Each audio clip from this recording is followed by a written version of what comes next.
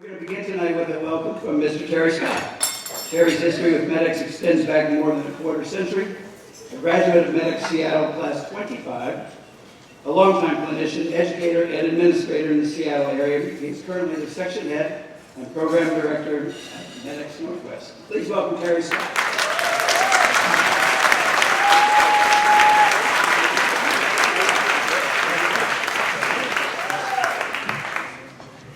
Good evening. Come on now, you can do better than that. Good evening. Is there anyone in the house that's a MEDEX graduate that's happy that we made 50 years? Can I hear you? 50 years, 50 years. I'm happy to be here with you this evening. So I have just a few words. I'm going to keep it brief because we have a wonderful evening in store for you.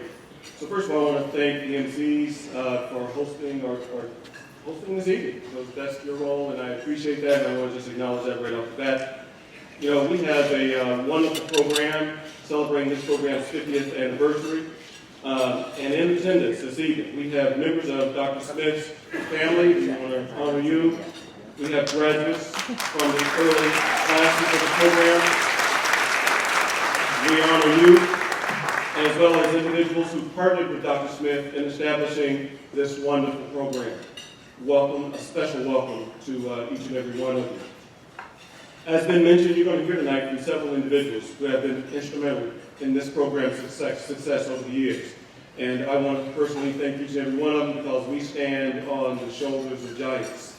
To be at the 50th anniversary of this program is not something we take lightly. I think we just heard Tony say they're going to be celebrating their 20th, and we wish you guys nothing but the best, you young whippersnappers, you. But there's only one program in this country that's older than the MEDEX program, and that's Duke University.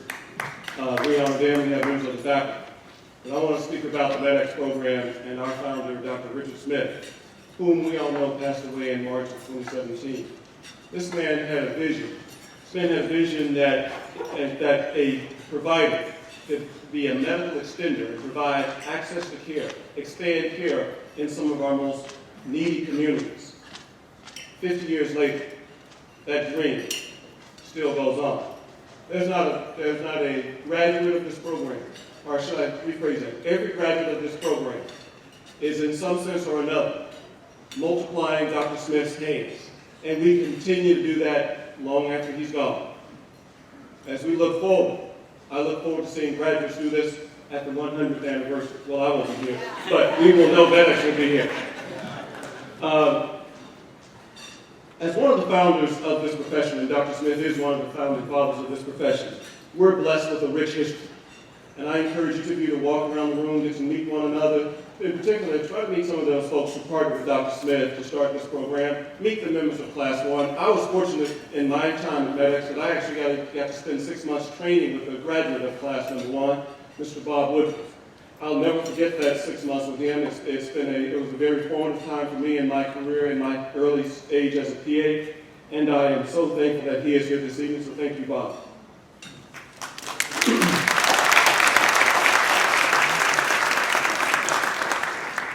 So the multiplying of his hands is a concept that Dr. Smith witnessed in 1951 when he was in pre-Castro Cuba. I can tell you that today, that multiplying of his hands continues. We recently had an admissions conference here in Seattle, and I can tell you that the folks we just accepted still continue to mirror the values of service to others, a motivation greater than money or status. Those are some of the values, and just some of the values that Dr. Smith has espoused, and that's what we continue to do at the MEDEX program. This evening is an opportunity to recognize and appreciate those who played a significant part in our program's history. It's also a time for us to look forward to a glorious future. The MEDEX program is fortunate to have a dedicated set of faculty and staff who continue the work of our early pioneers. As a result of their work, the program continues to recruit individuals with a heart for service. We, as a program, continue also to act in very deliberate ways to ensure that we continue to meet the needs of our society. And one way we do that, and this is a value espoused by Dr. Smith as well, is to recruit and educate a diverse set of students. And that includes diversity in all of its dimensions. So I want to say that up front, that Dr. Smith, from his early beginnings on this, always had a view with the future in mind. And given that this program started in 1969, there was a lot of things going on, and he was keenly aware of that and the need to train a diverse workforce. The program also continues to look at emerging opportunities to further the goal of providing care to underserved communities. Our regional partnership with Gonzaga University in Spokane, where MEDEX Spokane is located, is an example. A new multi-million-dollar building is being built, or proposed, and we are a part of that expansion, and we look forward to its completion. Thank you. We also recognize and have been approached by individuals, leaders, community leaders, as well as elected officials from the state of Hawaii. And we as a program recognize that although it's a beautiful bucolic setting in the state of Hawaii, though if you look beyond the surface, there is a tremendous need and a tremendous underserved population here. And this is a goal that we have taken on, and we continue to explore it as a possibility for us to expand a campus in the state of Hawaii. And I think Dr. Smith would be proud that we would be doing that in his state. So we have a glorious evening, we have a glorious future. I want to encourage us to have a really good time. I was saying to some of the guests here, I said, if we leave this tonight and someone says, do you remember the 50th? And people go like, we will have failed. Because, MEDEX is formal, but we pride ourselves in our informality. We gonna turn the house out tonight. Are you with me? Are you with me? Okay. What I want to see at the end, before I leave here tonight, I want to know this place is the house is on fire. Okay. Now, having said that, let's get back together here. The MEDEX program is housed in the Department of Family Medicine. And this relationship has been very good for the program, as it gives our program larger access to school of medicine resources. This collaborative relationship was crucial as we went through our reaccreditation process, and I want to give a special shout out to Dr. Mispa King. You may not know him, but our folks know him. The accreditation review process, the standards for reaccreditation did not change, but the expectation around them went through the roof. And programs that have been traditionally going through this without a problem are finding themselves on probation. 2 of the 4 programs in our Pacific Northwest are struggling. MEDEX, hopefully, is not one of them. We're waiting to hear from our reaccreditation, from our recent paperwork. Our goal is to be the best PA program in the country. All respect to Duke University, we want to be the best program in the country. So the relationship with the Department of Family Medicine is key to that success. And I'm tasked with introducing the next speaker. And so I want to introduce Dr. Paul James. Dr. James is professor and chair of the Department of Family Medicine. He attended the University of North Carolina at Chapel Hill, where he received his baccalaureate and medical degrees. He completed his family medicine residency training at the University of Virginia, at a hospital in Charlottesville, and is a very, very big friend of the program. Please welcome my boss, Dr. Paul James.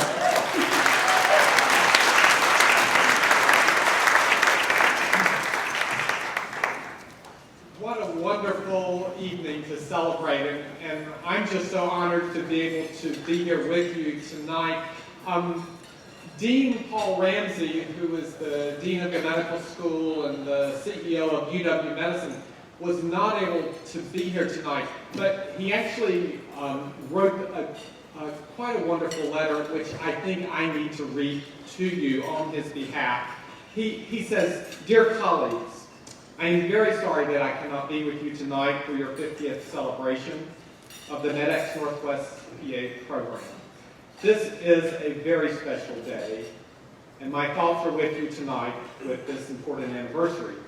The single mission of UW Medicine is to improve the health of the public, and MEDEX Northwest makes a truly substantial contribution to our advancing this mission of improving health for all people.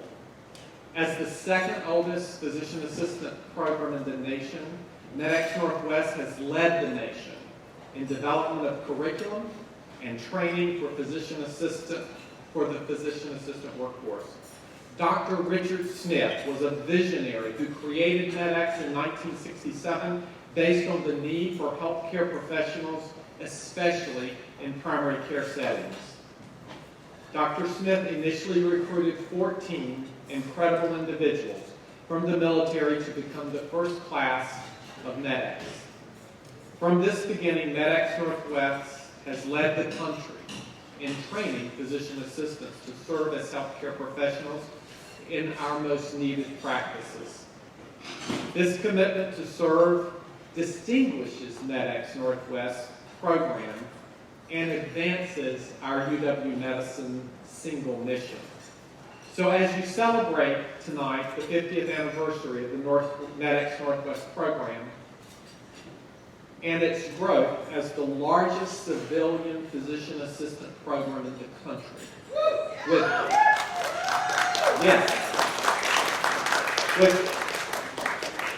with 4 campus sites graduating an average of over 130 students per year.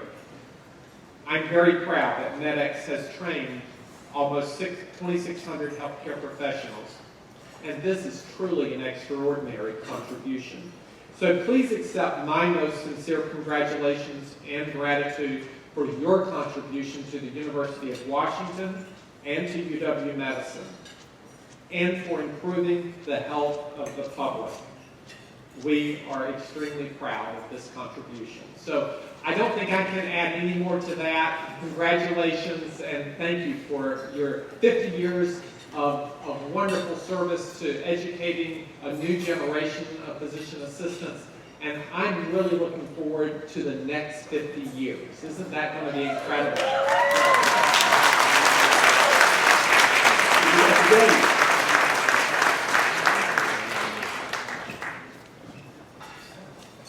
Thank you very much, Dr. James.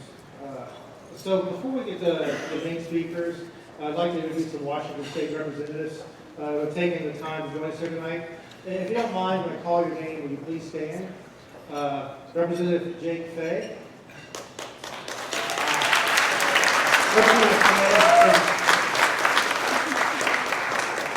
Representative Fay is the chair of the House Transportation Committee.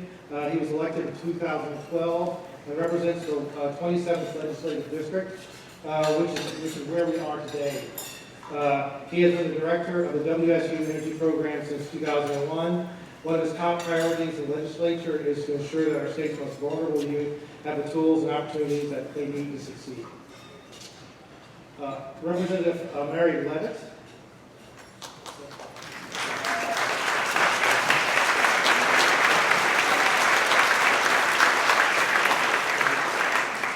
Representative Levitt is the vice chair of the House College and Workforce Development Committee. She was elected last year and represents the 28th legislative district, which encompasses Pierce County from Tacoma to DuPont. In Olympia, she focuses on college and career success, veterans issues, and community-based health and wellness. And lastly, Ian Goodhue. There he is.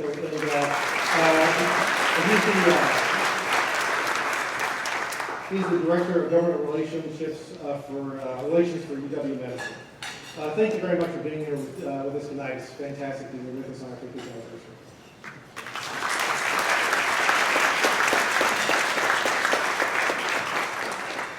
Hello everyone, I have the honor to introduce our first speaker. I do apologize, I'm going to read off my card because all the speakers today deserve for you to hear all of their accolades, not just what I can remember.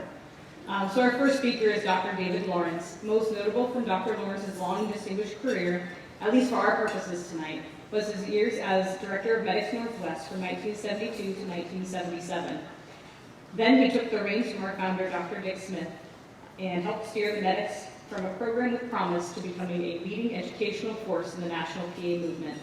Dr. Lawrence joined Kaiser Permanente in 1981 and served as CEO and chairman of Kaiser Foundation Health Plan and Hospitals from 1991 until his retirement in 2002. He currently pursues interests in new business development, teaching, public policy, and writing. We're honored to have him with us tonight. Please welcome Dr. Lawrence.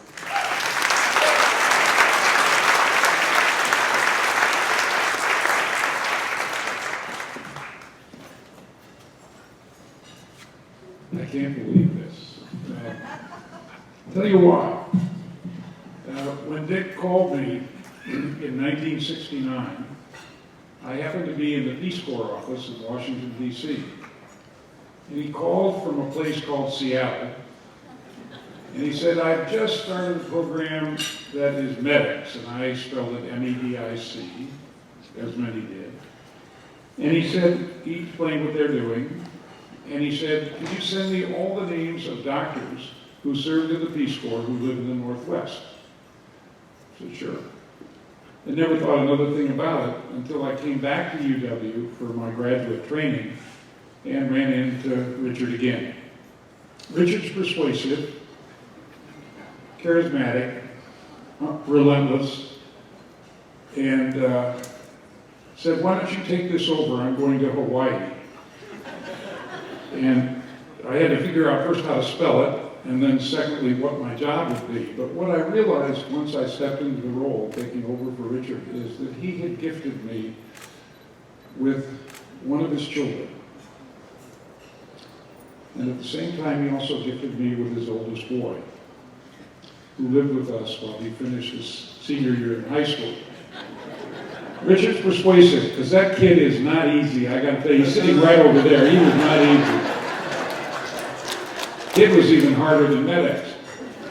But I think the first thing I want to do for this incredible opportunity to speak at the 50th is to recognize, as all of you have, Richard. He was a dear friend, a dear, dear friend, and a real visionary. And all of us who knew him are the better for it. The second thing I want to mention, let me start with an anecdote. 1972-73, I'm attending the Washington Medical Association gathering.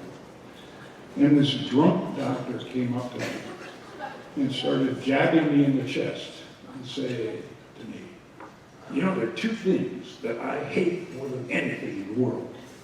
One of them is PSROs, and the other are PAs. And I wiped the spittle off my face as he spun and walked off, and I said, boy, we got some work to do here. This is not going to be an easy thing. The person that I want to recognize, and I know all of you do, is the person who gave 29 years of her life to leading this program. And the reason you're able to celebrate 50 years is in large measure because of Ruth.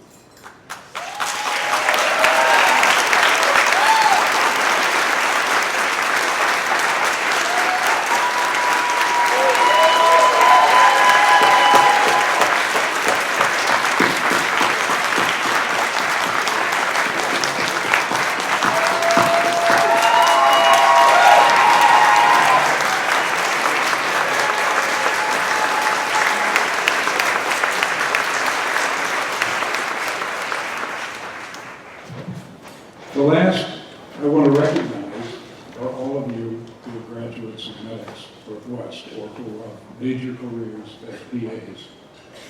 Because when I was part of this program, it was not a slam dunk. There were questions about what PAs would do. There were questions about whether you would be accepted by patients, whether or not the quality of the care that you provide was going to be sufficient to meet the needs of the patients you attempted to serve. It was a real question. It was a struggle. And the fact that you are celebrating 50 years of MEDEX Northwest is in fact, because you're the second oldest program in the country, the fact that we're celebrating over 50 years of this profession. And so I recognize all of you who are PAs who have given your lives, given your ethics, given your profession, and also your compassion to the people you have served. And it's for that reason that you're able to celebrate 50 years. Congratulations.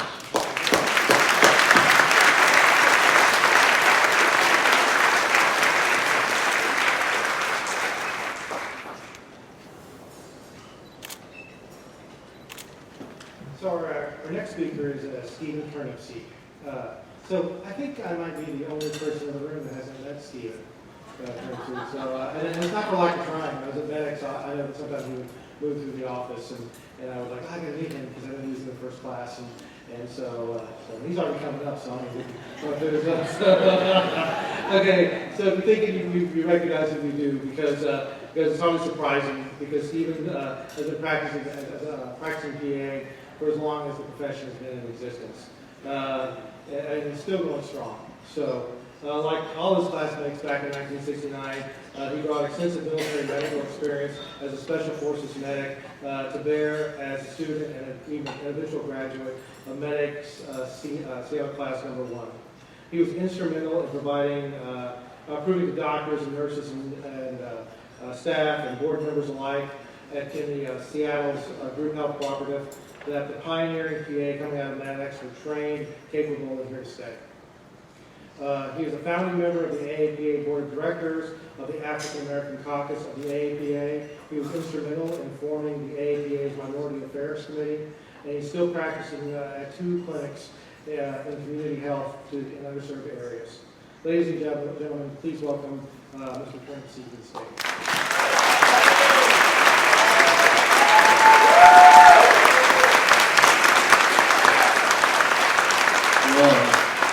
Thank you. Wow, that's a lot of people. The 50th anniversary. I wrote some notes because I had doing some retrospective thinking about how this all started. I know that I personally felt that I was moving towards being a MEDEX and a physician assistant for many years before I actually came to this program. I was in the military for 10 years. My last assignment was with the 1st Special Forces, and I was an independent duty corpsman in Cambodia, Laos, and Thailand. And upon returning home, I was born and raised in Baltimore, Maryland. I was contacted by the U.S. Public Health Service Bureau of Prisons and asked if I would become a MTA for the Bureau of Prisons, which is a new program the Bureau of Prisons has started to utilize former military corpsmen, similar to PAs. It was a great opportunity, and I really sort of jumped on it and went there. I left Maryland and went to Leavenworth, Kansas. And I was in Leavenworth, Kansas for about almost a year and a half in their program training when I had I guess it was a life-changing experience. I was doing very well there. In fact, I enjoyed my job immensely. I was doing surgery and medical care, rounds. I'd go to the psych ward twice a day. But the one life-changing thing that happened to me, by the way, I do understand that I only have 5 minutes. But the one life thing that happened to me was I got a call one morning about 2 o'clock in Kansas, and it was Dick Smith. And he says, "Hi, I'm Dick Smith." And I had no idea who he was or what he was talking about. But he says, "I have this program I'm starting as a demonstration project in Seattle, and I would like for you to at least come out and interview for this program." And if any of you have ever talked to Dick Smith, you know what I'm saying, is that you don't say no. So I did, and I went to the first interview, but before I left, there were 8 MTAs, medical technical assistants at Leavenworth, who worked with me together. And one thing they said to me, "Steve, you're making a mistake. You don't want to do this because I guarantee you in 6 months you'll be out of there. There is no physicians that will allow non-physicians to practice medicine, and that's just not going to happen." And I didn't do that. I went to the program and I did that. And had never been back to Kansas again.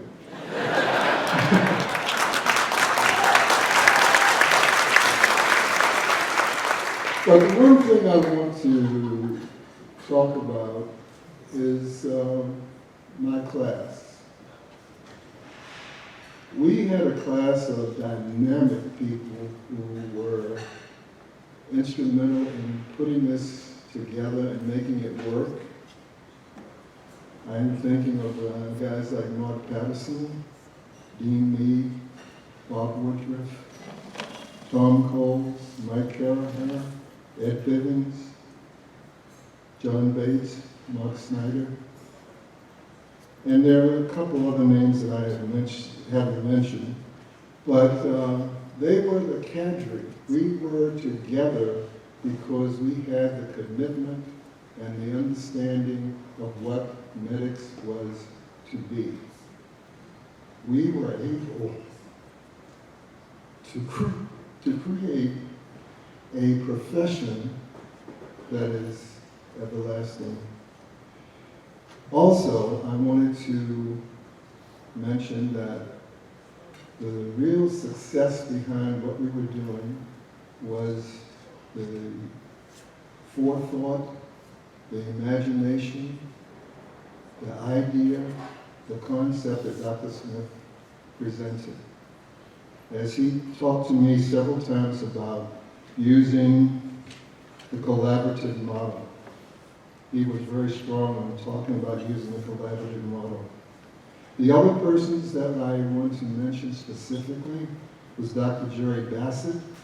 He was our first medical director and really worked hard at putting together our curriculum and overseeing what we were doing. Another formidable person was Dr. Ray Babb. He was our staff community psychiatrist, educator, mentor, and just all around great person who really helped us pull it through. The other person I wanted to mention was Mark Carey, who was the administrator. And I cannot forget Dr. Bill Freeman. Bill Freeman was a Peace Corps volunteer, also a Special Forces medic, and ace of all things at MEDEX 1 and MEDEX forever. I also want to mention that when we talk about the collaborative model, we had a very close working relationship with the Washington State Medical Association. Mr. Roth Kinney was their lead person, but many of the providers in it, as well as the relationship we had with the University of Washington School of Medicine and Public Health. And there are also many providers who opened their practices for sites for training and began to accept us and teach us and introduce us to their patients. And the great support staff from MEDEX, I also want to say that that was really important to us because it was like a family. It was Lorna Smith, Carolyn Freeman, and Sherry Sally? Is that her last name? Seeley, I misspelled that.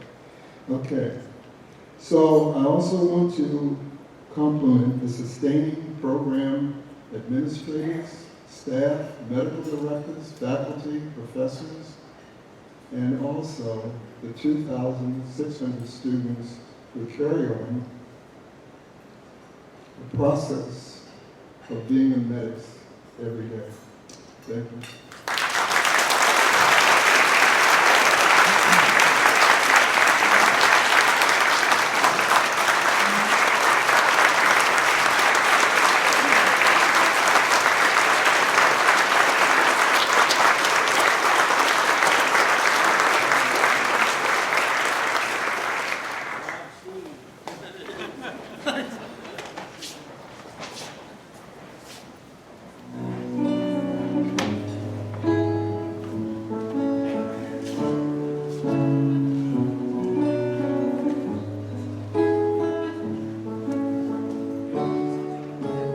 talking away.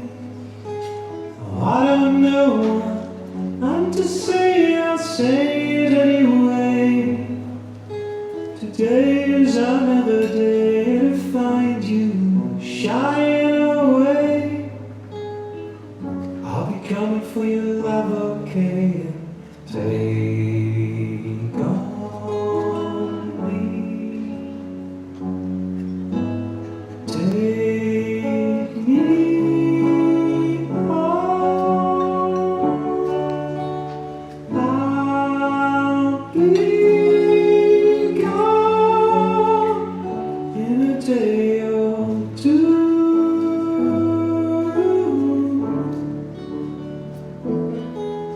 So needless to say, I'm on set ends, but that's me, I'm stumbling away. Slowly learning that life is okay, and say after me, it's no better to be safe than sorry, and take on me.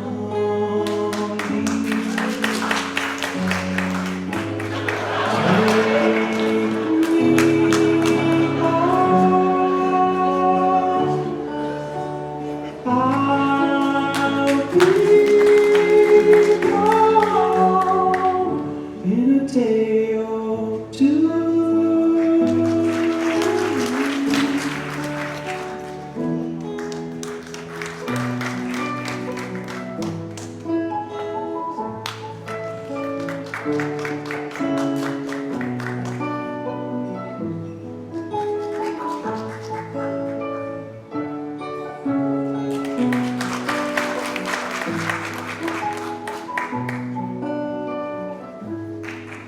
And all things that you say, is it life or just to play my words away?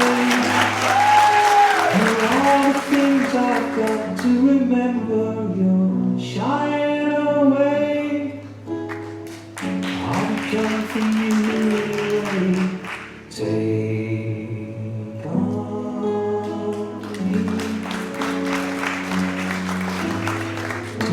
me.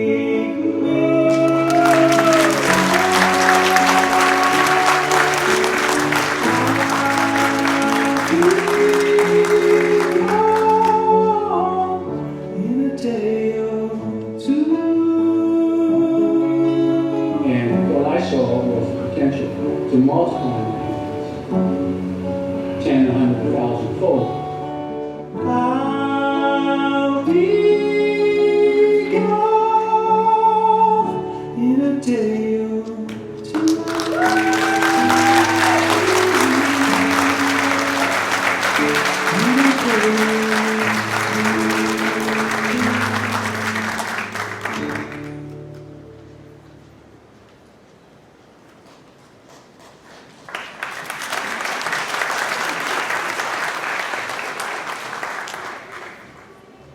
We would like to invite those of you who might have someone else in mind, someone who is not included in this video, but has played a role in the history of MEDEX Northwest and has passed on before us, to stand and say their name.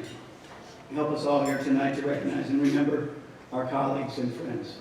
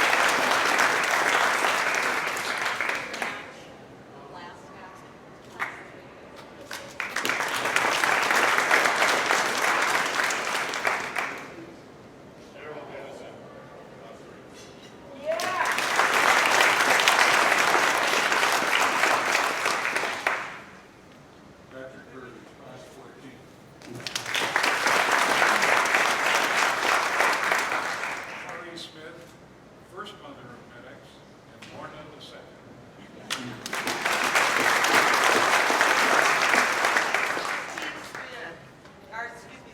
Steve Flynn, past president of Papa. Kelly King, Bill Morris, and Monty Ritter.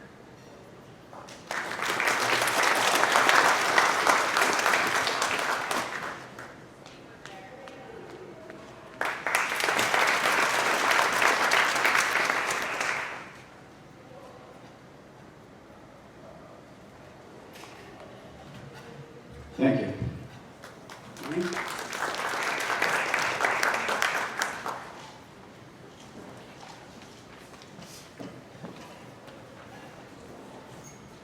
I have the honor of introducing Ruth. Hey, so a real quick story. I swear I'll make it quick, and it does relate.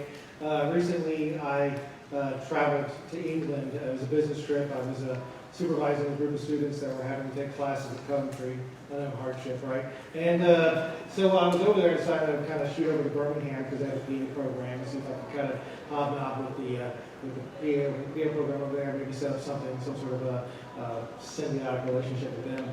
And I met their associate program director, same individual in my role, and he was a young guy, kind of represented the PA profession in England right now, young and so forth. And we were talking, and I said, yeah, you know, I've been in PA education for a while, and I used to teach in the military program, and I taught at MEDEX for a little while. And you guys want to know what he asked me? He goes, yeah. He said, you know Ruth. So, yeah, I mean, so, you know, when he asked me that, he asked like he was asking if I knew like The Rock or like Lady Gaga, you know, and so I thought that was pretty cool. And you know, it made me realize when he asked that, you know, Ruth doesn't affect the PA profession on a regional level, well, she does, but national level, but a global level, right? You know, and so I really can't. I know, right? It's insane, and people know her all over the world. And I don't have a list of her accomplishments. If I were to read them, then we probably have to have a breakfast buffet too. So I would just like to turn it over to her. She's going to speak to us about MEDEX and the importance of philanthropy. I'm really honored to introduce Ruth Baldwin.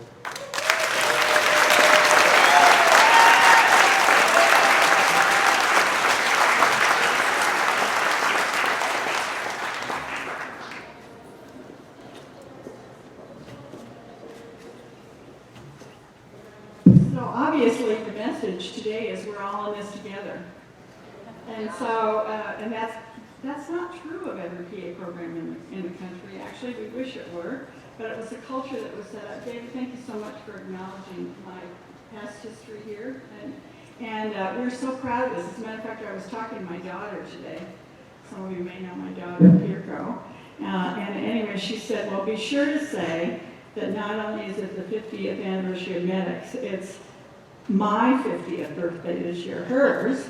And so this is really such a great year for me. So it's also the 70th anniversary of Mercy Flights, the nonprofit air ambulance my dad started, and who led me to believe that there's always trouble to be made somewhere.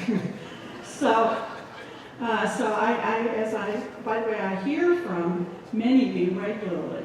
Typically in a typical week, I'll hear from 20 or 30 MEDEX graduates just filling me in on what they're doing, asking me maybe sometimes to write a reference or review something they're writing. So this continues forever. And I feel such great satisfaction seeing you. I'm also happy that we have students in the back. Actually, could the students all stand up? Woo!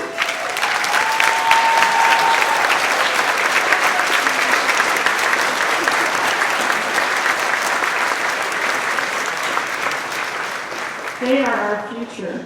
I remember as a student, I came to a WAPA meeting, and there were several people there. Anyway, the president of the State Medical Association was there, and he said, "Oh, it is so wonderful seeing you all here, and it was so great that some of you men could bring your wives."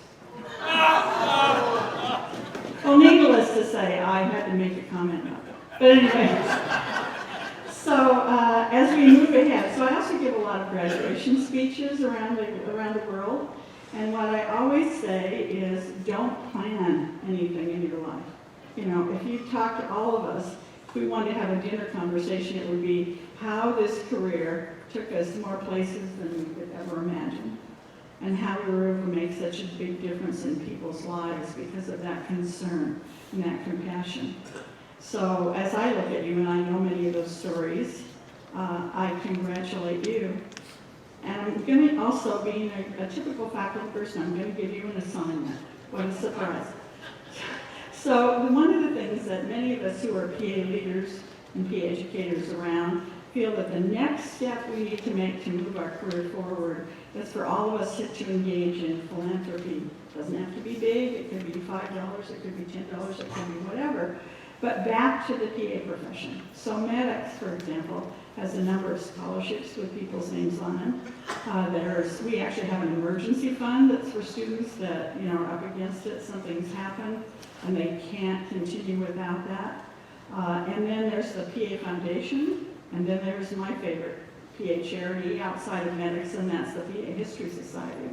So I'm hoping that during PA Week every year, you can think about some way to give back as an investment in what we're doing. And most of all, I am just so proud to be here with all of you and to hear our stories and know that PAs are the change we need in the world, in the healthcare world. So thanks for being here. Thanks for being part of this. And who knows what other hell we can stir up, right? All right, thank you.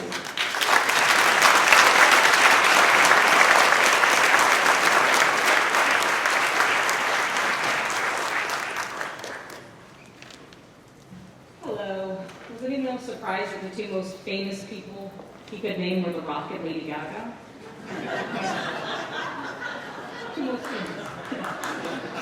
Sorry, I'm getting looked at. It's not supposed to go off script. So the next speaker we have is Tracy Smith, who will follow up. Hold on, I'm almost there. Who will follow up on Ruth's ideas about giving. Tracy is a graduate of MEDEX Class 30, which was in 1998. Good year, okay. And the founding CEO of Progressive Pain Partners, an interventional pain practice with anesthesiologists and NP clinical staff in Kingston, North Carolina. Tracy has flown all the way out here to join us tonight and deliver an important announcement. Tracy?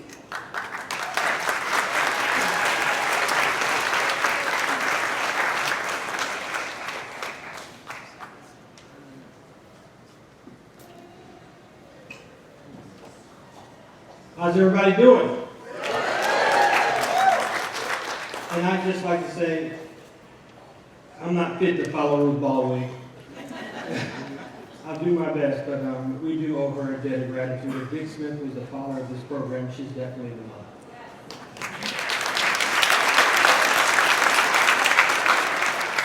I also want you to know I made a sacrifice. I had to choose. Could I come speak here tonight, or could I go to the USC game? So here I am. I think so. Well, and I'm going to tell you a small story before I get done here. One of my illustrious classmates, Bob Mazewski, and I decided one day, and this is for the students back there, that we were making good grades, we were doing well, so one day we just take the day off. Right. We both get a phone call from Ruth's office, and we had a well-worn path to Ruth's office.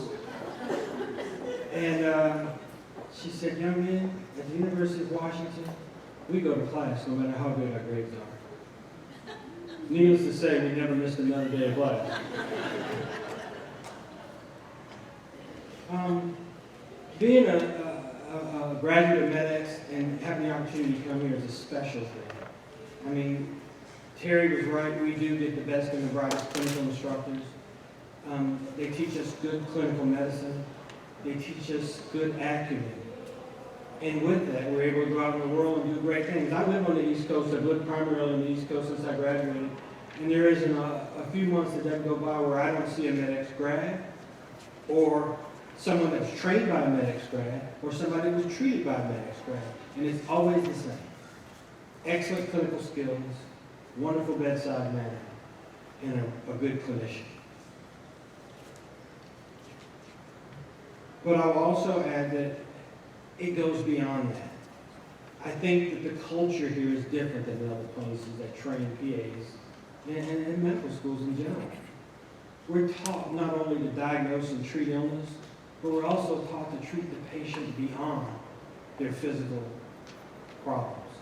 We're taught to see them as people, and people who have varying problems and issues beyond what we may see, and be compassionate. That isn't taught anymore, and that's something that's special here, and something that we all should be proud of. With that being said, and to piggyback on what Ruth had to say, philanthropy is a big deal. The fact that I am here is because somebody came before me and made sacrifices. And I think it's important that we too try to give back. So as a result of that, I'd like to announce that we're going to attempt to endow a scholarship in honor of Terry Scott.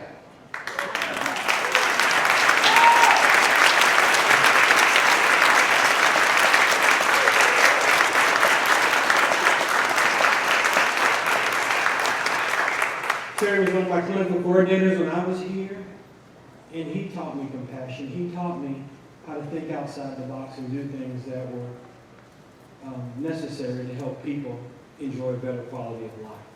He also taught me, he and Gino, each one passed one forward.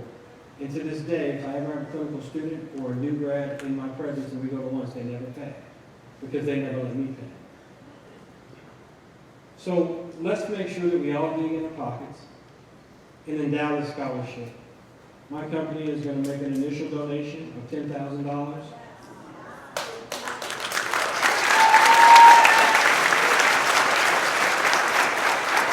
And we would like to endow the scholarship at the $100,000 level, so we're already 10% there. Thank you, and I appreciate all of you.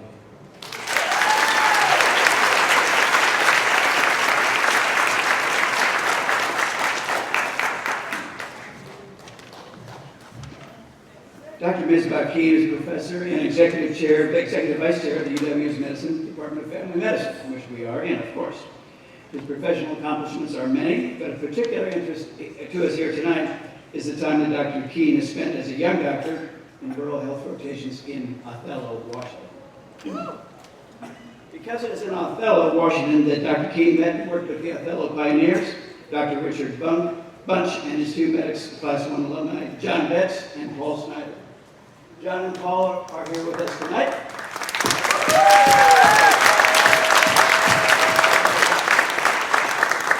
Along with Bob Woodward, Mark Patterson, and of course, Steve Turnipseed, all from Class 1. Gentlemen of Class 1, would you raise your hands and be recognized, please?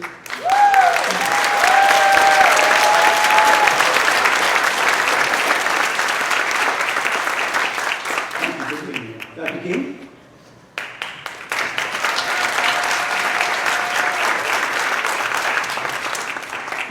Good evening. How's everybody doing so far? Great.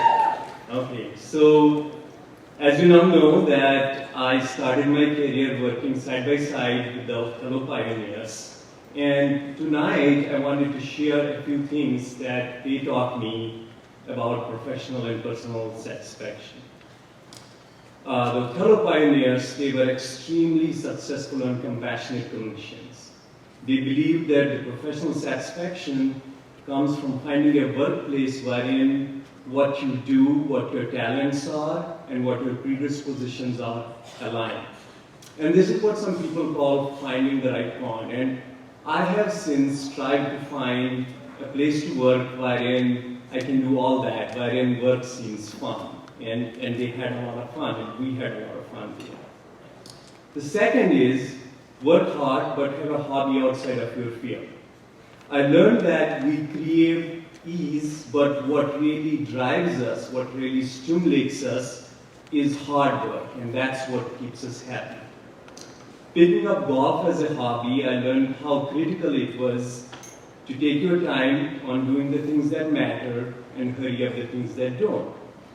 And that the first shots are really on target, but it's how you recover from them that matters. And this is as important in a hobby like golf as it is in medicine or actually in life.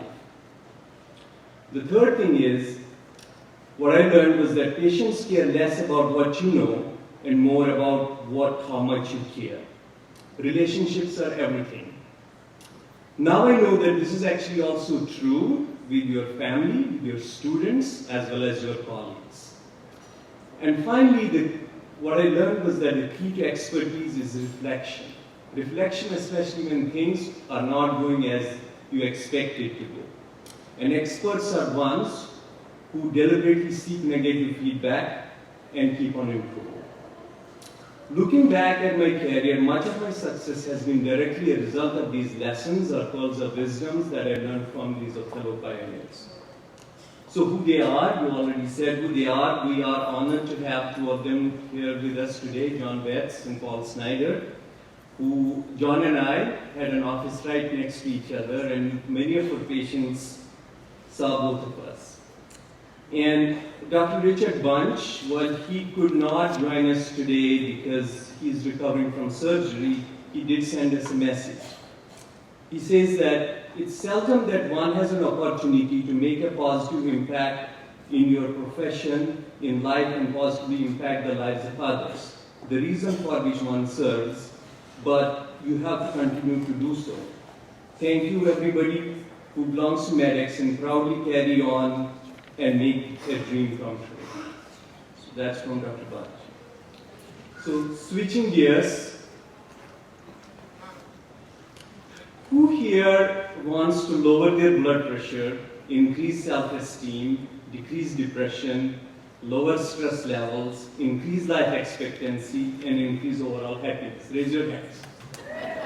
Okay, almost everybody.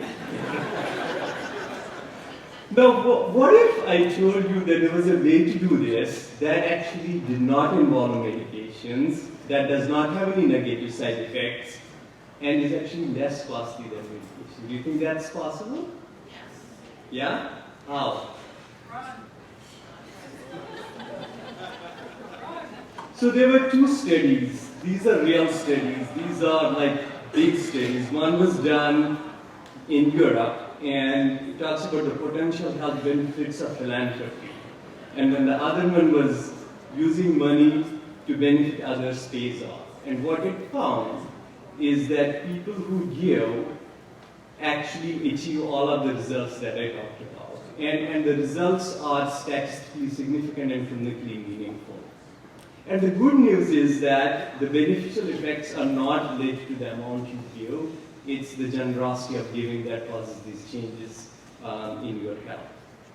So with that, I would like to announce the move to create the John Betts Fund for Rural Health Care. John's sister, Elizabeth Dillon, is contributing $15,000 to start up this fund.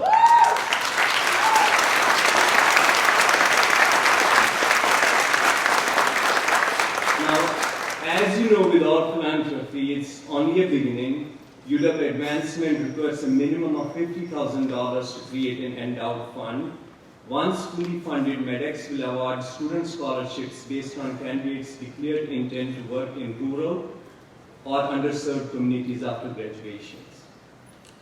So with that, I would like to introduce Gloria Chen. She's here today. Gloria, where are you? Okay. She's from UW Medicine Advancement, and she's here to answer your questions about MEDEX funds, all of the funds that we talked about tonight. Gloria and MEDEX staff will now circulate among the tables and pass out giving cards. You don't need to pledge an amount or even select a fund to support. We just want to know if you're interested in having a conversation about this. And with that, thank you for giving me an opportunity to be here with you and celebrate this moment.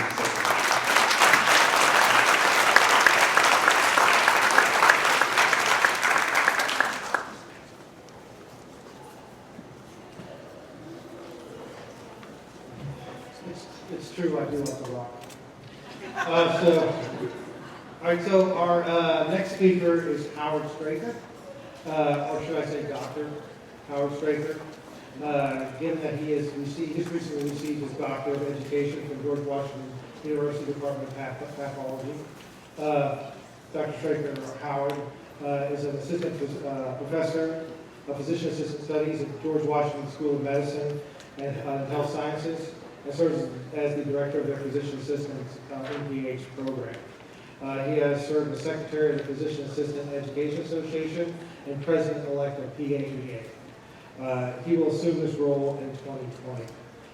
Perhaps best of all, Howard, who in 1993 was a faculty member of the Harlem PA program, was convinced by Grace Lindell, Grace, I love you, and all others to travel to Sitka, Alaska, where he helped to launch the MEDEX first satellite program.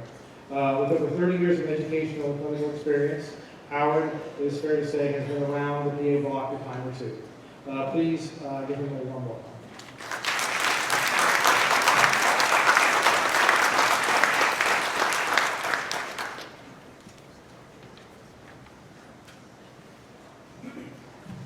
Thank you. Hello, everyone. So let's see. First of all, I want to thank Terry Scott and Ruth Baldwin and all the planners who invited me here. It's an honor to be here, and it's an honor to be a member of the MEDEX family. To the MEDEX program, to its faculty and staff, past and present, alumni, students, and future students, I bring you congratulations and best wishes from all of the other PAEA members, and that is all of the other 245 physician assistant programs across the United States. Also, special greetings from my wife, Jacqueline Barnett, director of the Duke PA program. She wanted to be here tonight, but it's also PA weekend at Duke. I thank MEDEX for the role it's played, the important role it's played in my career. In 1992, I came to Seattle as a young faculty member to learn how MEDEX does it and to take their bush medicine course.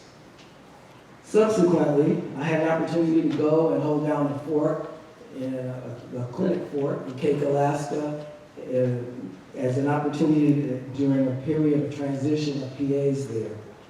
So me, a black kid from the streets of New York, suddenly picked up and moved to Alaska.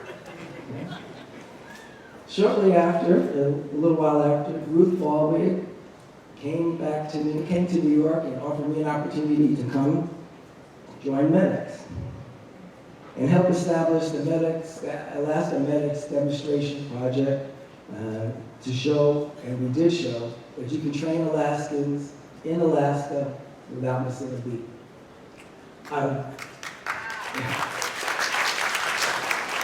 I worked with Grace Landell and Steve Gage, and actually, let me tell you a story. Grace and I shared a house together, and people in Sitka thought, just didn't know what kind of people we were. People used to stop by, and Grace would be out chopping firewood, and I'd be inside baking cookies.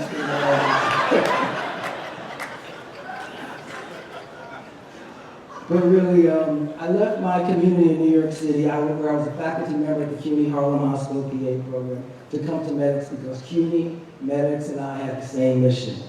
We wanted to train people to serve the underserved, to extend care to those who were in need and didn't have it, whether they were inner city or rural. I quickly learned the similarities between inner city and rural communities. The similarities lie in the wonderful people who live there and what we today call the social determinants of health. Things like transportation, education, economics, etc. For MEDEX, I continue learning how we can teach people to be clinicians, to provide competent quality care and incorporate the patient's community and social background into clinical practice. I learned you can take your MEDEX training and patient care with you no matter what specialty or location you go to. MEDEX grads are prepared to care for the next underserved patient who walks through the door. Dr. Martin Luther King once said, "Of all forms of inequality, injustice in health is the most shocking and inhumane." The contributions of Dr. Dick Smith, the contributions of MEDEX programs forms a legacy that helps address this injustice. Whether disparities are those of race, gender, sexual orientation, age, economics, or geography, we must work to eliminate them. Sometimes this means we must challenge the status quo. This means that we challenge the way things are in order to facilitate providing quality care for our patients and our communities.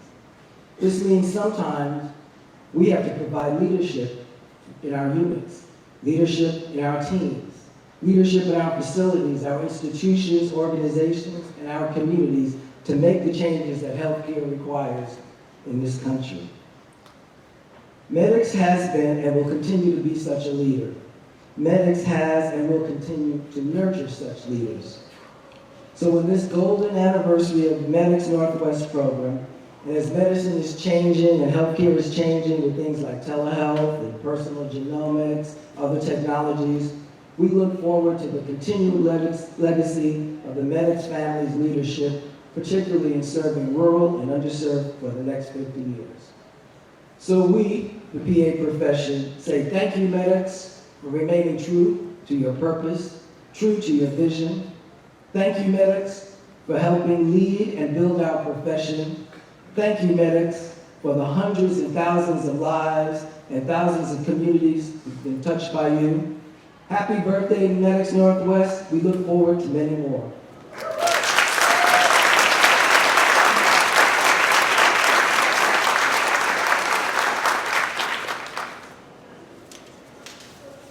Hello, everybody. I get to next introduce Dr. Don Peterson. Got a big card. Said a lot. So, no newcomer to the PA field himself, Dr. Peterson has been involved with the Utah Physician Assistant Program, or UPAP, since 1979. Initially serving as academic coordinator for UPAP, he attained a faculty appointment in the Department of Family and Preventative Medicine in Utah School of Medicine and became program director from 1989 to 2010. More recently, he has served as the chief of the Division of Physician Assistant Studies, become professor emeritus, and has formalized his involvement in international healthcare through a program he created with his wife, Kathy, called Global Partners. Through in his time as PAEA president and the board of directors, his efforts as founding editor of the association's Journal of Physician Assistant Education, his engagement with philanthropy, his selfless volunteer work, and, well, I only have one card, but you get the idea. Don is a mover and shaker. Please welcome Dr. Don Peterson.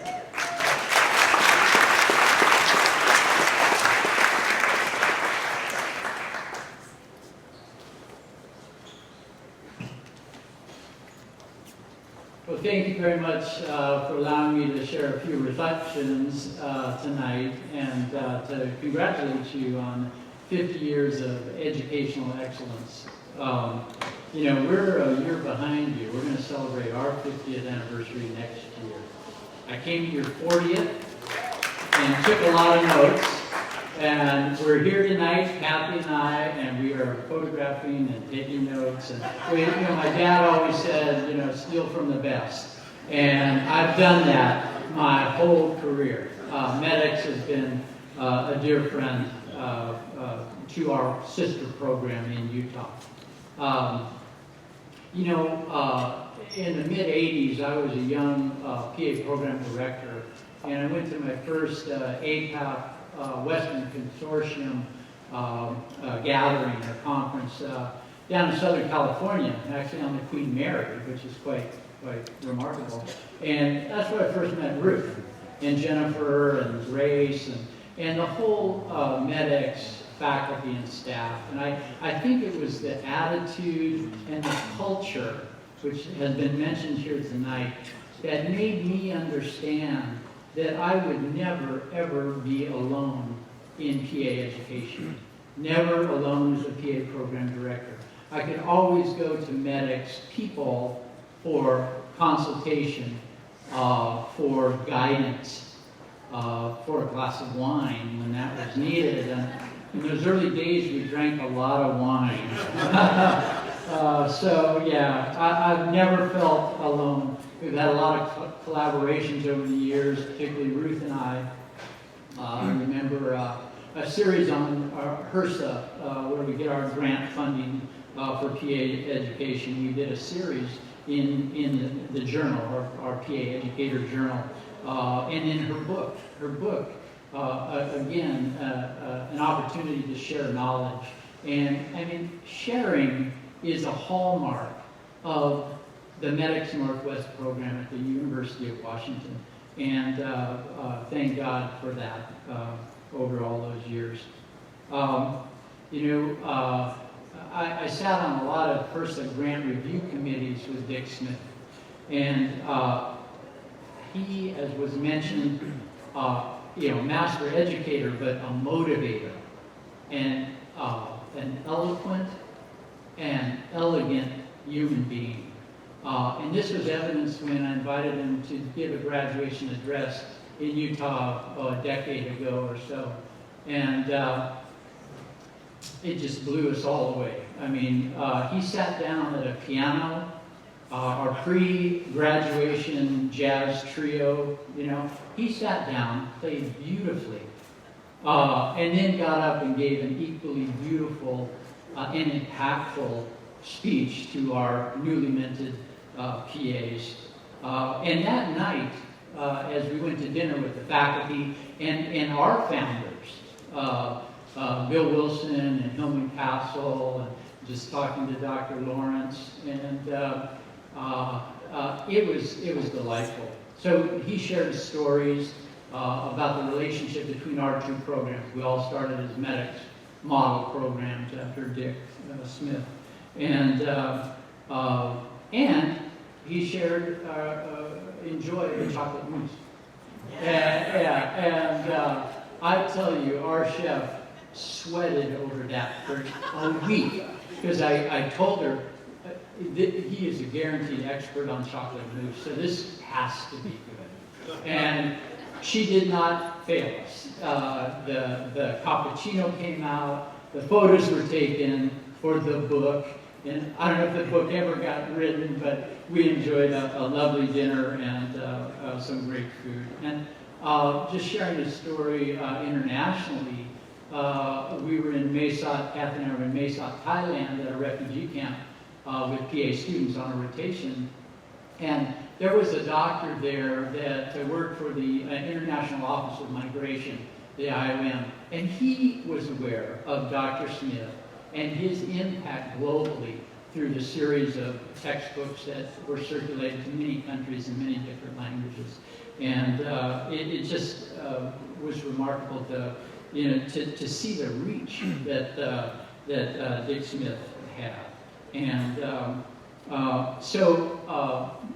going back to our 50th next year, I'm working on a coffee table book of 50 years, much like Ruth's book that profiled MEDEX over many years.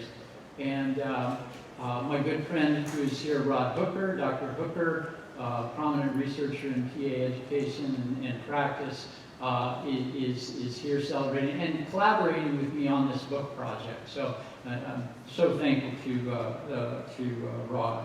And it's really delightful for me to finally meet Dr. Lawrence, who, going through the archives, through boxes of book, of memos and so on, to see his name prominently profiled in the MEDEX history. And so anyway, my good friend Gino, who we share a love of philanthropy and outreach, through global health grants and such. I just want to tell Gino how much I love you and how much you've meant to me over the years. We share a veteran history together as well, and just want to shout out to our origins, our roots of our profession. You may know at Utah we commissioned a sculptor to sculpt a combat medic tending to a fallen soldier, and as a constant reminder to our PA students of where we came from. And so just wanted to make that recognition. But MEDEX has been such a part of the history. MEDEX has, for me and others, has kind of been the moral compass for this profession, to help us remember our original mission of service to the underserved. This profession was a grand social experiment, really, in the 60s, and but recently it's rightfully touted as a resounding success. So, and you're all part of that, and you're, 2,600 graduates. That is your legacy, and as a program, and the communities that they have served, they are the beneficiaries of that service mission that we all try to hold true to. We've had years together, and I want to thank you for the years of relationship that we've had. We have truly been sister programs, and we're truly related, except when it comes to Pac-12 competition. Yeah, so we're keeping our fingers crossed this year. And there's been discussion of philanthropy, and it just triggered a quote in my mind from Winston Churchill that said, "You make a living by what you get, but you make a life by what you give." And so I would echo the pleas for contributing. And I want to close, and I want to leave this medallion that we put together many years ago. It profiles our core values as a program. Many of those are shared by MEDEX Northwest, and I'm proud to say that on this medallion it says, "In the MEDEX model." In the MEDEX, let me paraphrase it for you. In the MEDEX tradition of educating for service. And so, anyway, I'm going to leave this with Terry, and I want to thank you for allowing me to talk to you.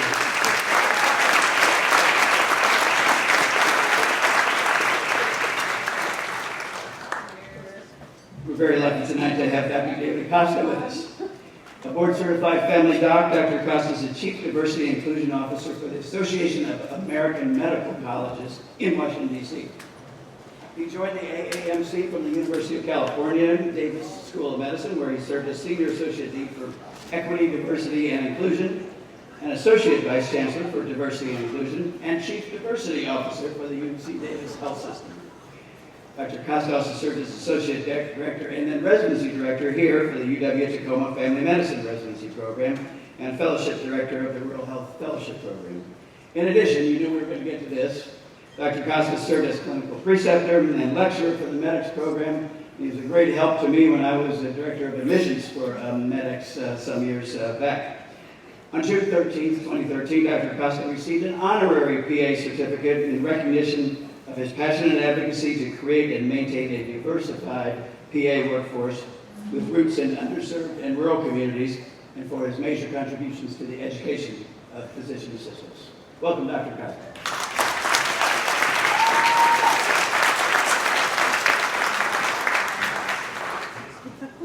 Well, good evening, everybody. So good to see you. I want to thank Ruth, I want to thank Terry for the invitation to have the honor to be in your presence today, because this is truly a very important celebration, very warm to my heart, as I feel that I come home back to family to experience this with you as well.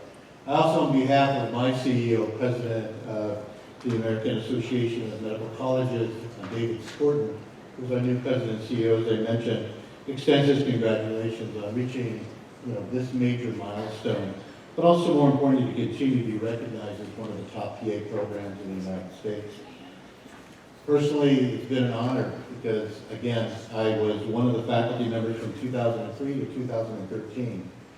In 2003, I met Ruth Baldwick 3 months after I arrived at the University of Washington, and we both sat on the Washington Rural Health Association board. And as all of you know, once you meet Ruth, it's pretty much all over. And again, she introduced me to an incredible faculty, invited me into the arms of the family to be part of it, but also to share my experiences in being a real family physician with some incredible learners as well. Tim was saying I also had the honor of serving on the admissions committee, and I was drawn to that mainly because of the main missions that the program had itself and what they were committed to. And they're committed to educating experienced health personnel from diverse backgrounds, educating culturally competent PAs, and then recruiting individuals from minority and disadvantaged backgrounds. And as a Chief Diversity Officer, I was so proud to see that that particular tradition and commitment continues today. In fact, in preparing for this and looking at some of the numbers, I was really so proud to see that I really believe that MEDEX Northwest is an exemplary model to all health professions when you began looking at the numbers and doing this work. It is very difficult to continue to diversify our workforce.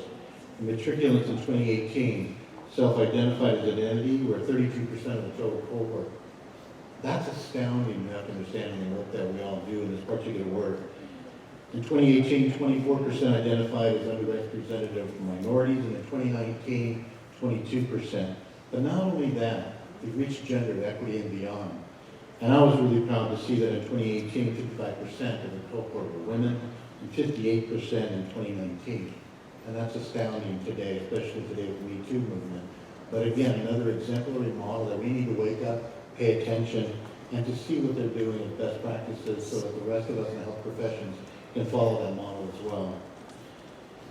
As you heard, I was also a clinical preceptor, and specifically in real family medicine, and also as a clinical didactic instructor. And what drew me, again, was the program's dedication to focus and ensure that its learners would have the necessary knowledge, skill sets, the attitude and behavior to take care of diverse populations, to provide quality and culturally and linguistic responsive care to those diverse populations that were under-resourced and underserved in the Pacific Northwest region.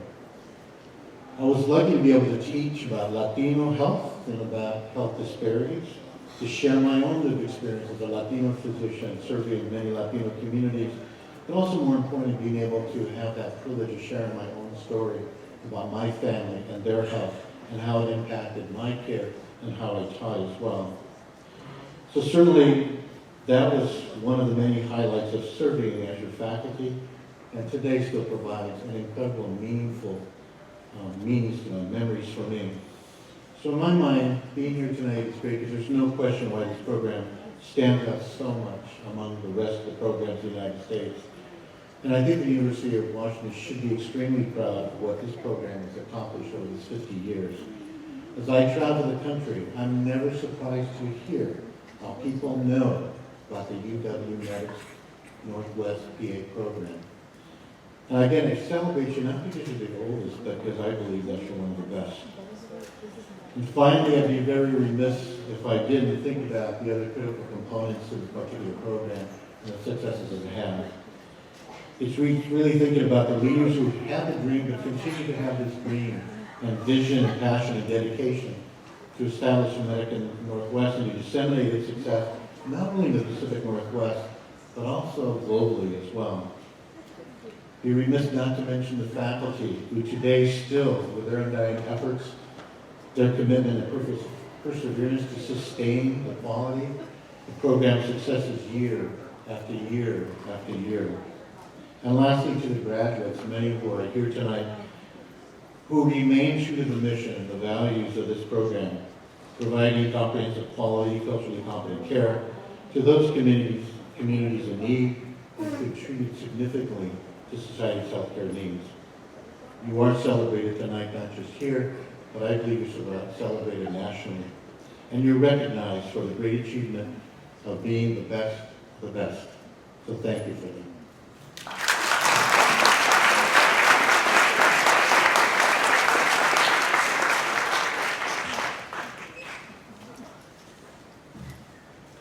Our next speaker, former respiratory therapist, Teresa Schimmels, is another MEDEX pioneer. Having graduated from MEDEX Spokane Class 1 some 20 years ago, she worked initially in family practice and did some part-time instruction with MEDEX Spokane before finding her home in dermatology, which she has practiced for the last 16 years, currently with the Mann Grand Staff VA Medical Center in Spokane, as she continues to precept the MEDEX students for interclinical rotations. As a MEDEX student, Teresa was class president. She was a recipient upon graduation of the coveted John B. Coombs Leadership Award, and she was given the Future of MEDEX Award as well. Please welcome Teresa Schimmels.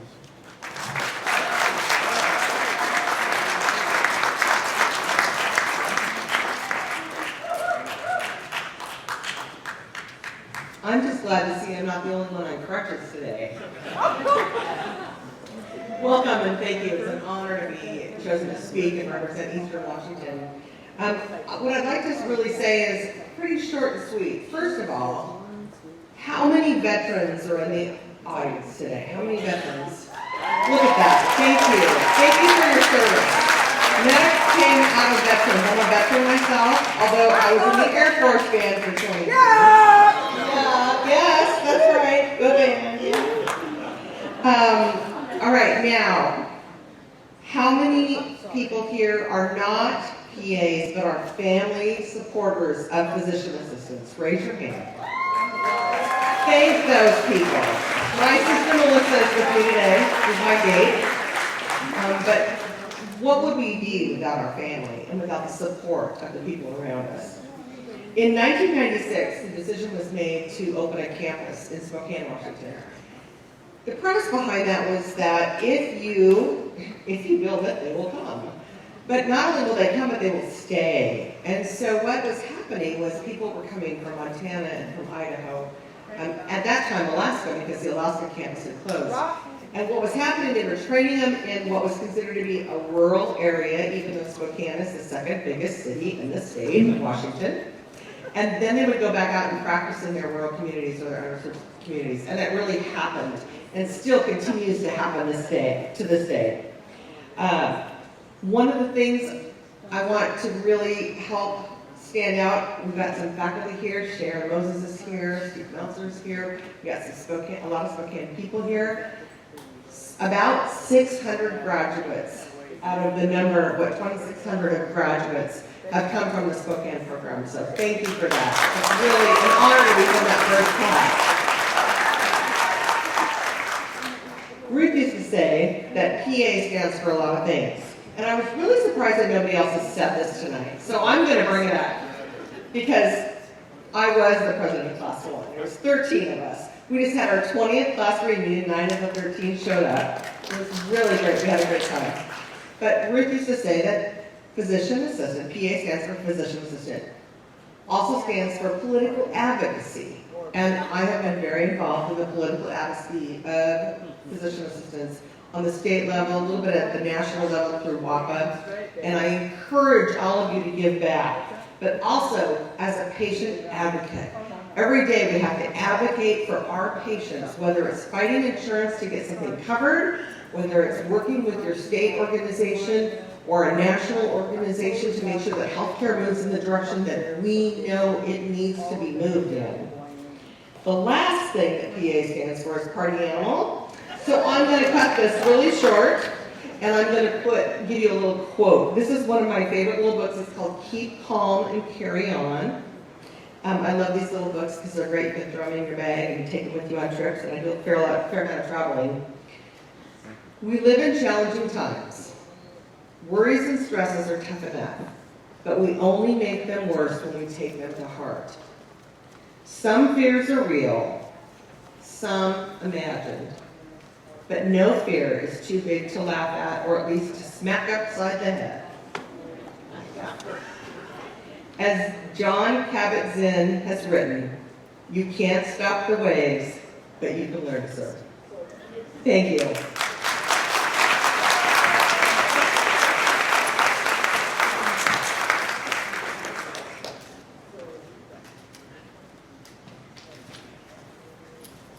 Hello, everyone. Now is the time where people are starting to look at their watches, going, how many more cards do we have? You also probably want to know that the dessert buffet is open, so go back and get your dessert. Okay.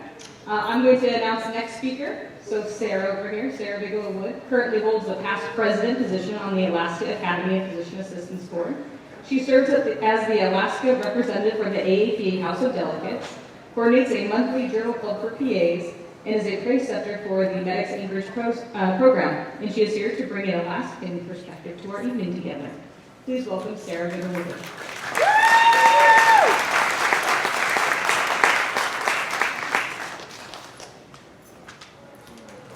Hi, so everyone made this look so easy. I can tell you it's not. So, I'm gonna give it my best shot. I'm Sarah Bigelow Hood. I'm Yakima class 14. Is there one here? No. I'm a lifelong Alaskan from Juneau. I live in Anchorage now and I work in family medicine. Recently, while attending the PA Historian Boot Camp, which if you haven't attended it, I encourage you to look into it. It's a fantastic program. Ruth asked me to speak on medical care in Alaska, and as so many other people have said, how can anyone say no to Ruth? The state of Alaska is known for such great things as fishing, hunting, Denali Park, giant mosquitoes, winter activities, long summer days with unending daylight and beautiful scenery. I hope you enjoyed my photos. But we also have hardships as Alaska continues to experience a higher suicide rate, reported STIs, and tobacco abuse, just to mention a few. These and many more health issues affect each corner of our state. Recently, we've experienced events such as people feeling they need to get up close to wildlife, resulting in attacks, multiple forest fires with thousands of acres burned, causing poor air quality, a little earthquake of 7.1 magnitude with thousands of aftershocks causing severe anxiety, and the most intense period of drought on record. Each of these events have allowed PAs to step up and support their communities through our jobs and volunteering, such as the MEDEX student who assisted in caring for the patient after a bear mauling, PAs who helped collect items for families who lost their homes in fires, and those who spent hours on the phone contacting patients who live alone, ensuring they were safe after the earthquake. Alaska is vast and remote. The limitations of remote communities is experienced in all states, but being remote in Alaska comes with greater challenges. Many communities are not accessible by road, have limited or no internet access, poor water quality, use honey buckets or outhouses, and if you don't know what a honey bucket is, well, you should look into that. And have language barriers or no medical access unless transported away from their home and family. An example is the community of Little Diamond, a tiny island 135 miles from the nearest medical facility, but only 2.5 miles from the Russian island of Big Diamond. The runway is made of sea ice, only accessible in winter. Flights are contingent on weather, and once on the mainland, oftentimes patients still have an additional flight to Anchorage. These transports can take several hours, delaying medical care. In 1971, the shortage of medical care access was brought to the forefront when 7 MEDEX Northwest students were sent to Alaska to demonstrate the value of PAs and improve medical care to residents. They led the way, and by 1979, regulations were ratified, with licensing the following year, increasing in medical access to areas and reducing delays to medical care. Today, PAs in Alaska serve in all areas of medicine, in most communities, and for the past 10 years, we've had the opportunity to train at a satellite program in Anchorage. Currently, we have approximately 650 PAs practicing in our state, have graduated over 200 students, and accepted our 10th class.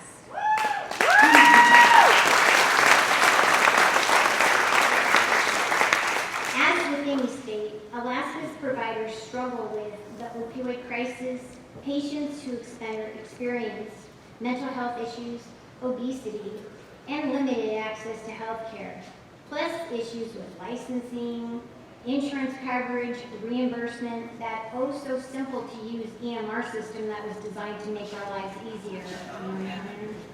Yeah, and the billing office saying your diagnosis doesn't cover it, can't help you. All of these impact our ability to practice medicine and care for our patients, which is why we became PAs. Currently, we are working towards obtaining OTP. Removing the collaborative plan will extend opportunities in Alaska, or for PAs in Alaska, improving what's been referred to as an access to care crisis. More PAs are opting to practice in specialty fields, while there's a dwindling number of providers in family medicine. Those in family medicine are facing underpayments from Medicare and Medicaid, while patients, generally speaking, are complex and need more than the typical 15-minute appointment. In 2018, state-driven cuts led to a 10% decrease in Medicaid reimbursement. With more than 25% of Alaskans, approximately 200,000 people dependent on Medicaid for health care, the results have been detrimental, leading to delays in accessing care. PAs in Alaska are working at state and federal levels through various avenues to minimize the current healthcare crisis by providing full-time accessibility to patients in many rural areas unable to retain MDs, serving as first line of assessment in many specialties, developing a stronger understanding of PA roles by holding a seat and serving as the chair of our medical state board, and participating in local professional training through teaching, precepting, and inspiring potential PA students. The value of PAs in Alaska has had a rippling positive effect on Alaskans, and as we continue to move forward advancing our profession, we need to remember those 7 MEDEX students and thank them for leading the way. Thank you.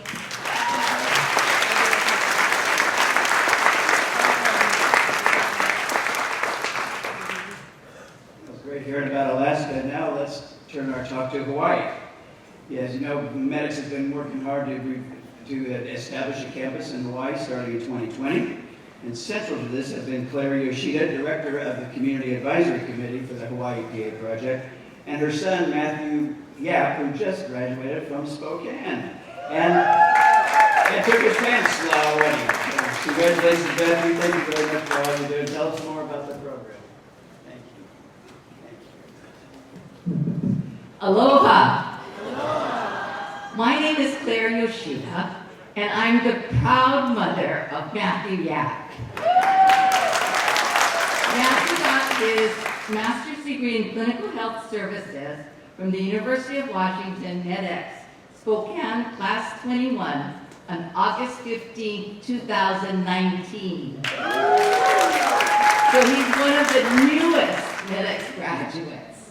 Matthew passed his pants, and he will be employed by Queen's Hospital in Honolulu. Queen's Hospital in Honolulu has the only level 1 trauma center. So I'm very, very proud of my son. Wow.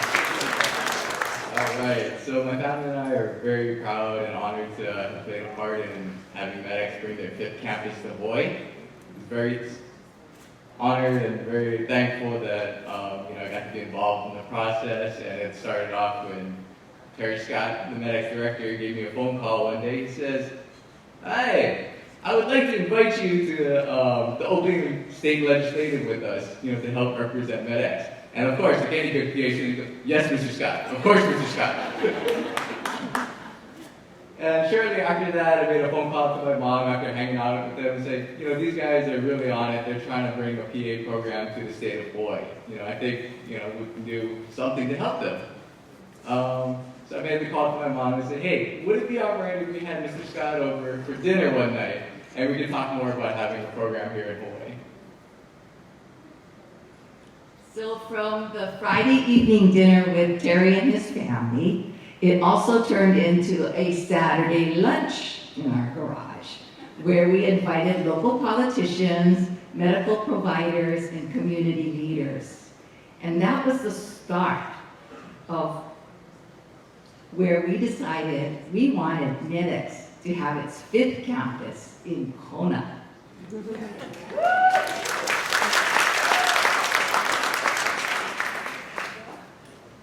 So our family has seen, and many of us have seen, the power of one person's dream.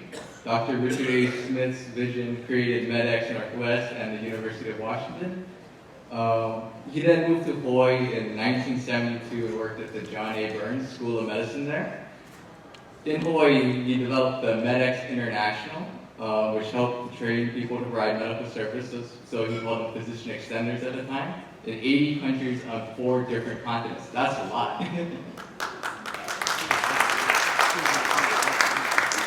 Our family was very concerned about the lack of medical providers in our state.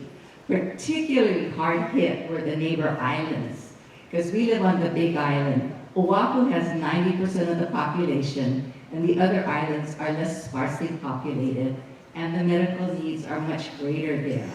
We also have the oldest physician population in the country.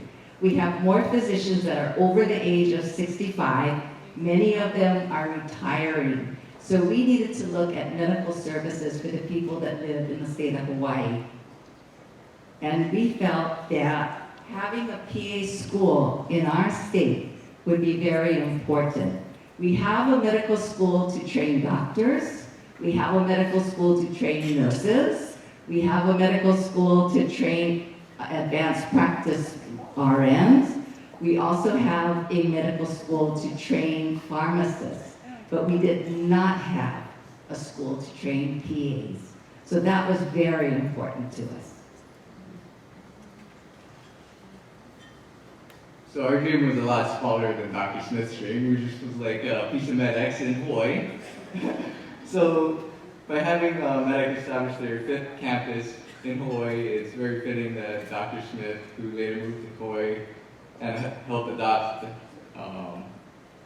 facing like the adversities that the Hawaiian people had, the lack of medical care, we think it's very fitting that MEDEX is finally here in Hawaii, bringing it home. Students from Hawaii would not have to leave their home state to get degrees, and you can practice back in your local area, serving your family members and friends and community members, and we thought that was very fitting, and it just matched Hawaii so well.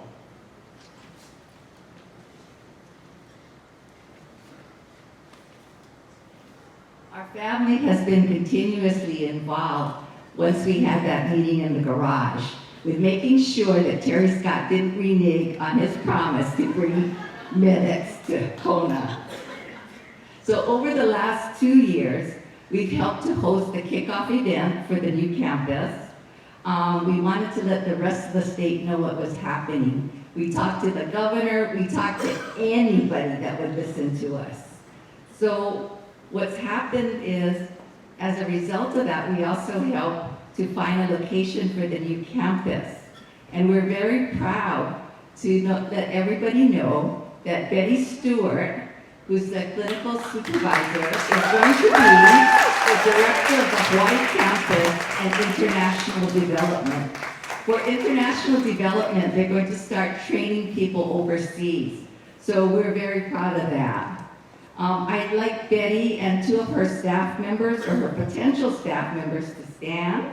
So we'd like to recognize Betty, Connie, and Ellen.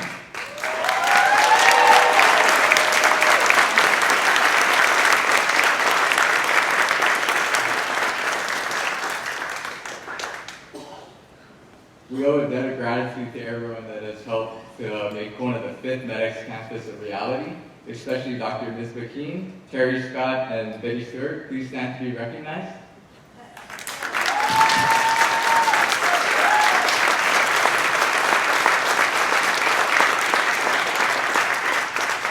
We would also like to recognize a very special person here tonight, Ms. Lorna Smith, Dr. Smith's widow. Thank you for sharing your husband with all of us. We think it's fitting that the 5th MEDEX campus is in Hawaii. Ms. Smith is the primary resident of the island of Oahu. Please keep standing. I would like to present you with a lei.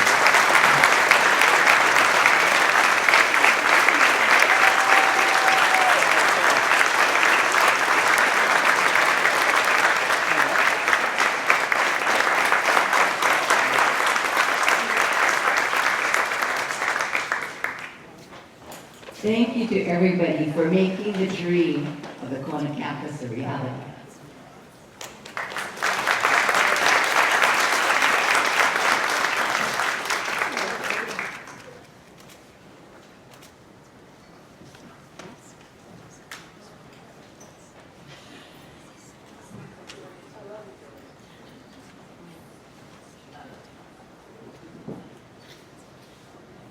So for our next speaker, Miss Ellen Ravella. Ellen graduated from the University of Oklahoma PA program in 1984. She is the current president of WAPA, and in her spare time she works for Kaiser Permanente Urgent Care just south of Olympia. We're grateful for her ongoing efforts as a preceptor of MEDEX students in their clinical year. Please welcome Welcome, Honorable Bell.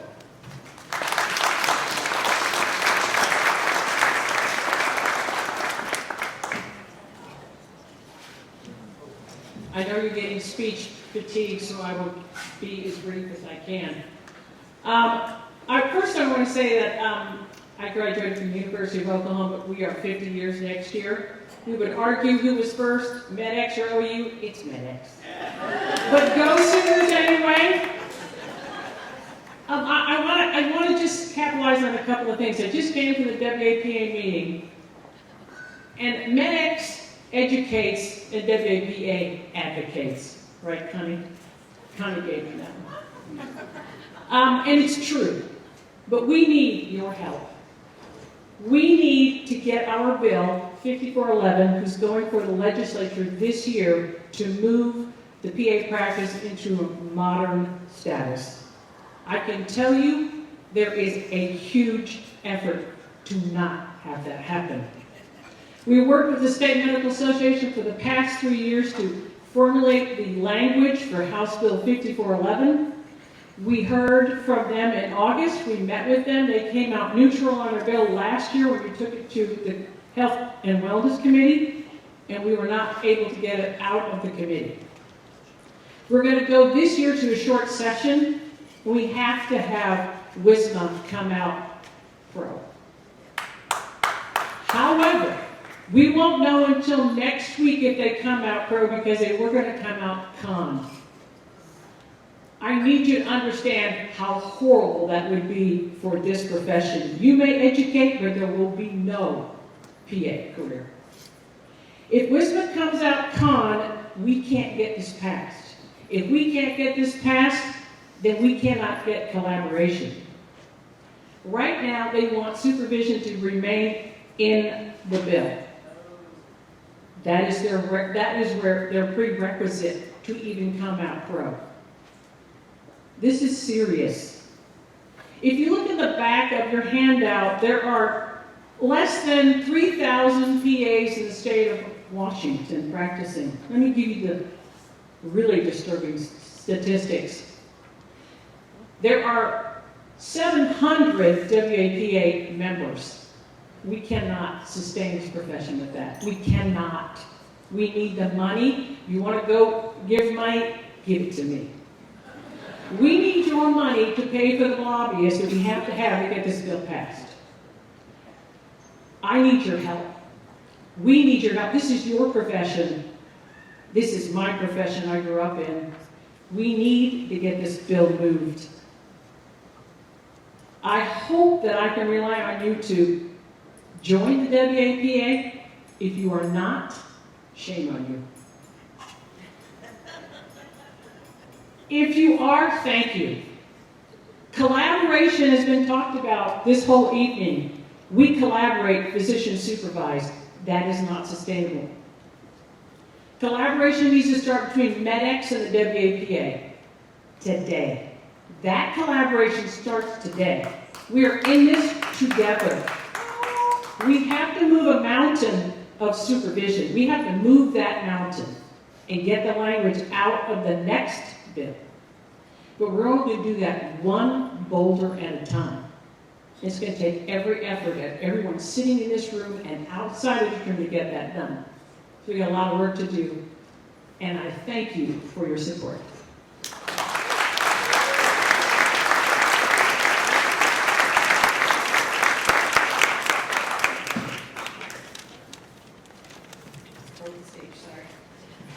Hello.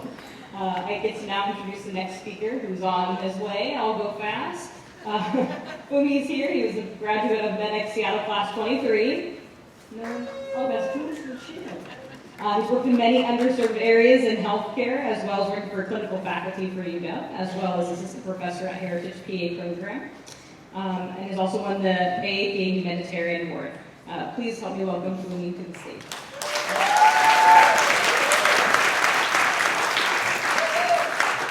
Wow, thank you everybody.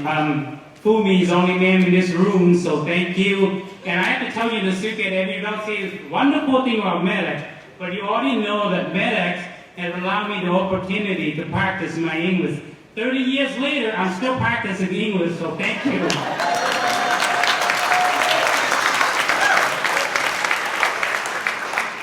When I was asked to speak as what I'm going to do, well, I'm going to come here without a scripted speech. I'm going to put that away. What I want to say is thank you, Dr. Richard Smith, for the opportunity for a young refugee teenager at one time walk past this MEDEX about 30 years ago and allow me the opportunity to enroll in the PA program.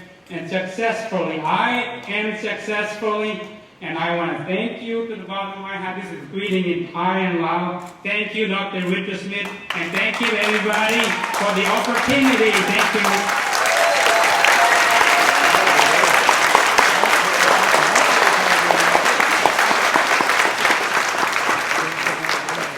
Thank you, Boomy.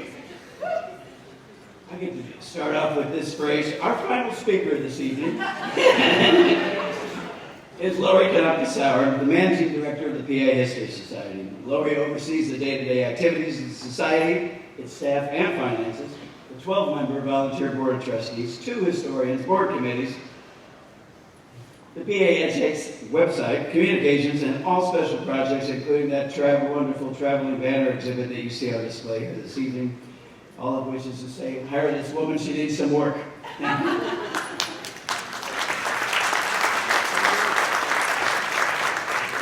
Good evening. On behalf of our Board of Trustees, I would like to congratulate each and every one of you who has contributed to keeping Dr. Smith's dream alive. You all deserve a huge round of applause. You have contributed a tremendous amount of work to the rural and to the underserved communities. And if it wasn't for all of you and the future PAs that you're going to educate in the next 50 years, his dream wouldn't be fulfilled. So thank you all. I'm going to keep this brief and just say, if you're not familiar with the PA History Society, check out our website. One of our projects is the beautiful banners that have been traveling the United States, and will continue to do so through 2021. And thank you, Sarah Hood, for that nice plug on our Historian Boot Camp. And we welcome all of you to our next boot camps as well. As the Society, we are the only national organization that preserves the rich history and legacy of the PA profession, which includes your extremely rich history here at MEDEX and all that you have done for the Pacific Northwest. So again, I'll keep it short. Congratulations and enjoy the rest of your evenings.